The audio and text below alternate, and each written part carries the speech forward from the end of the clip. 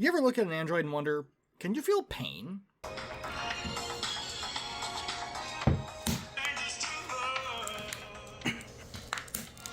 No, not those. The Yorha androids. You know, the feelings aren't permitted androids. Can they feel pain? Can they suffer?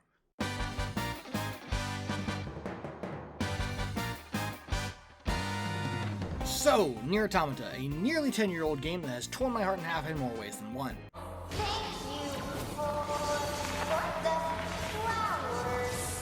All the characters are great, from this random merchant with his old leg to the twins, or this guy who's just living his best life doing karate on a random rooftop. And being a game made by Platinum Games, the combat is a perfect mix of smooth, fluid motion and big damage. Plus you can pretty much just tape down the fire button for the pod because this little guy never runs out of ammo. You can cancel a dodge with another dodge, combo different weapons together, and if you really want to, put all of your chips into speed and zoom your way across the desert. You can do that, and if you want to win some races, you kinda have to. And each of the characters that you play as, 2B, 9S, and A2, have different ways of fighting. While 2B and A2 cut machines open with sharp sticks, 9S just, blows them up with his mind. So with that said, how would you go about playing these characters in D&D? Would 2B and 9S have to make a good duo team, and who would realistically win at the, oh, spoilers by the way, 1v1 fight between A2 and 9S at the end of the game?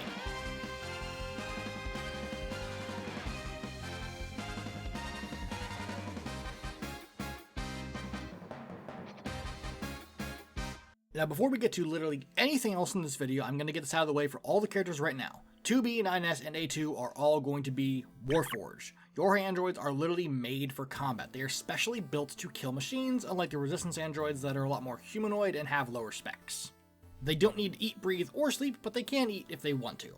Plus, outside of being fully shut down by damage, they're pretty aware of themselves while they're resting. But they are oddly vulnerable to mackerel, so don't go eating any random fish. But aside from that, or just randomly pulling out their own OS chip, their bodies are fairly sturdy, able to fight for hours on end with only needing a little recharge of the nearest vending machine. But at least for the first two of our characters, 2B and 9S, that is where most of their similarities end. 2B is an efficient soldier. She goes and gets the job done and moves on to the next one. And that's kind of what her name means. She is Yorha number 2, model type B, 2B, while 9S is a scanner. They search for threats, hack enemies, and generally provide informational support to the other units. Scanners can still fight in close range though, but really they have no reason to. Why would you bother getting into a sword fight when you can just cause a short circuit in your enemy's head and blow them up after playing a small minigame? This has no cooldown, by the way. But before we get into the actual characters, there is a question we need to answer. Well, a couple. Why? Why are these androids at war? Why is 2B so hot? And more importantly, where is everyone? Well, the answer to most of these questions comes from the first two games, Nier Replicant and Nier Gestalt, which are also connected to the Drakengard games, but we are not going that deep. So, very long story, kinda short, this god fell into modern-ish day Tokyo after being defeated, and her corpse starts spreading a disease called white chlorination. Pretty much turning people into big salt monsters, or just killing them if they refuse to join the ranks of said big salt monsters. Understandably, the governments of the world freak out and nuke the corpse. This does not help, just spreading the disease more. So in a slightly more well thought out plan, and as a last-ditch effort, they start Project Gestalt, where the souls and bodies of humans will be separated, and once the white chlorination is stopped, however long that takes, the souls, or Gestalts, will be put into soulless bodies called replicants. Which, important note here, cannot reproduce until their souls are placed back in the bodies. But like with any time you go messing with the human soul, things did not go well. First off, the replicants ended up being self-aware even without souls, and almost every single Gestalt relapsed, where they lose their memories and go crazy. Are you nuts? So with their bodies unable to take in the souls they were meant to, and the souls themselves corrupted and gone mad, that was kinda it for the majority of humanity. Either you turned into a big salt monster and died, or you get your soul yanked out of your body, went crazy, and then died. Kind of a lose-lose on either end. But somewhere amongst all this chaos, the last remnants of humanity said, screw it. They made a bunch of androids like Devil and Popula, which I did not mention until just now, and went off to the moon to party until Earth was safe to return to. Eventually, either by the hands of the androids or because it rained too hard, the legion of salt monsters were destroyed, only then for goddamned aliens to invade and start a war with the androids and a small child with the power of a god. Surprisingly, said small child ended up kicking the aliens' asses so hard that they ran away underground and made an army to fight for them, the machines. These little guys. And while at first the machines were just that, machines, they do evolve in a way. They share a sort of hive mind in their network, and the more that network grows with more bots, the more complex they get and the more computing power they have access to a point where they can speak full sentences and make detailed plans. And eventually some of the bots break free from the network and have their own free will, like Pascal, even if some of them use this free will to form a cult. All of you shall become as gods. And this starts the proxy war of all proxy wars, with the Yorha newly made combat androids made to fight the machines on the side of the humans on the moon, and the machines ever evolving to kill the Yorha androids fighting on the side of the now underground aliens. And all of this is pointless, because, spoilers, the aliens have been dead for hundreds of years, and the only thing sitting on the moon is the equivalent of a flash drive with the human genome on it. Neither side have a reason to fight, other than the fact that they've been fighting for so long that they might as well continue. So our question from before, where is everyone? Dead. Everyone is dead, leaving androids as the only remnants of humanity left to fight in a war that has no meaning. I skipped well over 100 hours of gameplay, not counting Drakengard 3 or the weird mobile game that came out in 2021. These are the barest of cliff notes for the lore, and to be honest, most of it doesn't really matter for the builds, but I kinda fell down a rabbit hole while researching and needed to get it out of my system. And that finally brings us to year 11,945 with the Yorha deep in the 14th Machine War, where we meet the first of our 3 protagonists, 2B, and we can finally get to the builds. God, I feel like I need a reboot. So, 2B, cold and professional, she gets the job done no matter what it might be, killing machines or making booze for an alcoholic android. And she does her best to not get distracted or overly sentimental, even if she does fail at that part sometimes. She can't be a cold and unfeeling machine all the time after all. But when it comes to combat, I think making 2B in D&D is actually going to be really simple. Sure, the flourishes and style of how she fights is a bit extra, but that's just flavor, and flavor's free. Now I think when it comes to combat, 2B should focus as much as she can on being in melee, but I also want to get her access to the pod. Not only does the pod have an infinite amount of ammo, can help 2B glide, they also have various pod programs that can make swords, spears, lasers, bombs, shields, and so on. And yes, 9S also has access to the pod, but he does not need the extra help.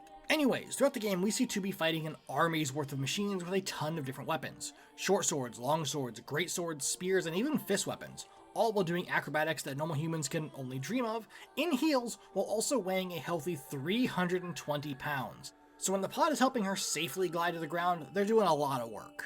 And despite appearing human in, well, a lot of ways, 2B is surprisingly durable. Not only surviving this crash in her flight unit, but doing so without a scratch, which, depending on math that I'm not willing to do, but this guy here did, so take it with a huge pile of salt, the flight unit can go many, many times the speed of sound, so she needs to be pretty sturdy. Oh, and if that's not enough, 2B can tank her own self-destruction, which I'm pretty sure is not how that's supposed to work, but, you know, I'm sure there's no other reason someone might use her self-destruction feature, right? Right? Now, I will say that her durability is, well, not always consistent, and 2B has died on multiple occasions, but no worries, she can just re-upload into a new body using her most recent memory upload and get back to the mission, but anything that happened after that upload will not be remembered. Anyways, 2B is more than just a tank though, she can give as good as she can get, slicing clean through massive machines like this thing that ruined my pod-only run. Yes, at one point I was considering doing challenge runs here. As you can see, that didn't happen, partially because of how frustrating and flat out boring this pod-only run I was trying was. Not only is it long and boring, but just flat out impossible, so yeah.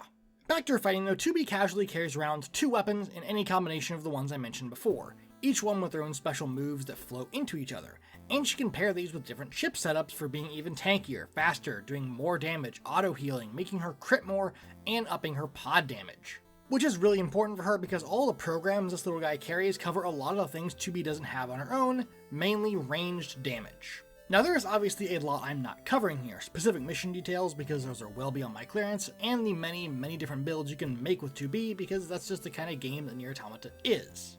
And there are some things that I just can't really do in the scope of 5e, like the flight unit and the black box nuclear reaction. But outside of the black box thing, which is a last resort anyway, 2B usually handles things pretty directly, by applying the sharp side of her sword to the enemy's head and leaving the more complex stuff to 9S. So, 2B needs a class that can get into melee and reliably stay there, taking hits while dealing good damage back, but also something that can cover the pod and its various programs. I figured this was really as good of a reason as any to give her the tough feat via her Yorha soldier background, and given that 2B along with most every other Yorha are literally made for war, her stats are mostly going to focus on strength with some con and dex, plus a pretty high intelligence, since 2B is pretty smart and tactical, just not to the same extent as her twink partner. And this leaves us with, really only a couple of options, some better than others. Like, I could totally see a paladin working here in some way. After all, they have their duty and oath to serve humanity. But I just think the Eldritch Knight fits better. She can still wreck shop with any weapon she wants, and most of her spells can be flavored as pod programs. Now, there is a pretty good argument for the Psy Warrior with how she flings her weapon around and levitates it as she fights, mixing that with some wizard levels for a different version of this build, but I'm going to say that for my 2B, she is going to stick with the Eldritch Knight, taking spells like Shield, combining Blur and Mirror Image for her perfect dodge, along with a few other things like Fireball for the bomb program. And lastly, 2B is going to round out her build with these feats and ASIs, with the most important ones to look at here being Warcaster and Great Weapon Master. She's also going to take Martial Adept to get the evasive footwork maneuver for even better dodging, and because I'm actually taking 2B all the way up to level 20, she is going to grab the boon of Combat Prowess, because she is a 300 plus pound android strong enough to cut through plates of steel. I don't think it matters if you're wearing full plate armor or not. And while overall I'm pretty happy with my build here, I think there are a few other ways you could do it, since, spoiler warning again, 2B isn't actually a battle type. Her real name is 2E, the E type standing for Execution. 2B specializes in fighting other androids, and specifically other Yorha. Now you might find yourself asking, why? Well, there are two different reasons. One is that sometimes Yorha members, like A2, go AWOL, and to make sure that they don't end up in the hands of the enemy or sabotage missions, they need to be taken out. But the other reason is a lot sadder. Remember how I said that scanners like 9S are busted? Well, they really are. They are extremely smart and curious, and have the ability to break through the security of the bunker, where sometimes they discover the secrets of Yorha and humanity, so 2B or any other E-type paired with a scanner have to regularly kill them to stop them from learning that. But at the same time, like I said, scanners are busted and the Yorha need them, so instead of decommissioning the scanners, they are in a constant cycle of fighting, learning the truth, dying and resetting without even knowing it. Which is where a lot of 2B's issues end up coming from, because at the end of the day, she just wants 9S to be happy, whether that's with her or in general. So we do like 99% D&D 5e stuff here on this channel, as you can see. But that doesn't mean we don't like other TTRPGs. Mel and I are playing Pathfinder, which is definitely an experience. And we recently got the chance to play a new diceless and even tableless TTRPG, Enclave, with the creator himself, Robbie. And look, I know giving up your dice might be hard, but this game is really fun, with just enough rules to have a good structure, but also being open-ended enough to let you do really whatever you want. Because the setting of Enclave, the world of Manifold, is endless, with no fixed culture or even tech level. In one city you could be dealing with feudal-era samurais in the midst of a civil war, while the next mission could have you robbing a bank in some cyberpunk dystopia. And that same logic of clashing cultures and tech levels apply to your characters as well. If you want to have an Old West cowboy whose best friend is an android akin to 2B, you can do that and it's not an issue. Hell, I took the Illusionist, someone who's normally about sleight of hand and little magic tricks, and made them into a cyberpunk hacker witch that spends most of her time breaking into places. There are 6 different classes, from Gunslinger to Thunderbird, some combat, some not, along with 12 different stats that affect how good your character is at certain things, class-specific gear, and the ability to personally customize your class abilities as you level up. And one of the big draws to Enclave is that you can literally play it anywhere as long as you have your character sheet, which can be anything. Mine is literally just a note file, and Robbie has mentioned someone having their character sheet on a scrap of paper in their pocket. And good news, the Kickstarter for Enclave just went up a couple of days ago on the 14th, if any of that piques your interest. But if you still need a little bit more convincing, Robbie, the creator, is actually going to be running a session of Enclave for us during Extra Life on the 8th of November. Not only will Metal and I be there, but the Ugly Goblin and RJ from D&D Builds will also be playing in that session. So you can watch us play Enclave and see if it's for you. Oh, and real quick before we get to the broken boy that is 9S, remember, you can support this channel either on Patreon or here on YouTube by joining our membership program. And of course, like the video and leave a comment telling me who your favorite character in the Nier series is. Okay, now let's take a look at the android who is totally not in love with 2B, 9S. Now, like I said, the S in 9S's name stands for Scanner. They gather information, hack into enemies, and cause them to explode. During the B route of the game, you play through the same events as the A route, just from 9S's perspective, and things go by so much faster that it's not even funny. Sure, some of that time 9S is crucified by one of the Machine Brothers, but also because his hacking ability is just so broken. No cooldown, he can hack into a bot, play a short minigame, and boom, there goes their head. Now, there are some disadvantages here, like the fact that while 9S is hacking, he can be vulnerable sometimes, but that really only happens when a bot recovers too quickly and surprise attacks him. Usually, the hacking is done so fast that he can do it mid-attack, and by the time he's done with the minigame, he still has time to dodge before he gets hit. And 9S goes through a lot. Again, being stabbed multiple times through limbs and strung up waiting for 2B, having to fight off the logic virus both for himself and 2B while the rest of Yorha goes crazy, dying and somehow uploading into a bunch of bot bodies, and if all that wasn't enough trauma for 9S, he then gets to watch the girl that he may or may not be in love with get murdered right in front of him. And his mental state really only gets worse from here as he gets deeper and deeper into fighting the machines. Hell, at one point they even mess with him on purpose by making a bunch of clones of 2B and forcing him to kill them all. There's also the whole thing with 210 where she becomes a combat model in hopes of being paired with 9S to spend more time with him, but of course she ends up being corrupted by the logic virus and turning into a boss. Yeah, this game still hurts even this many years after playing it. Anyways, back to the builds.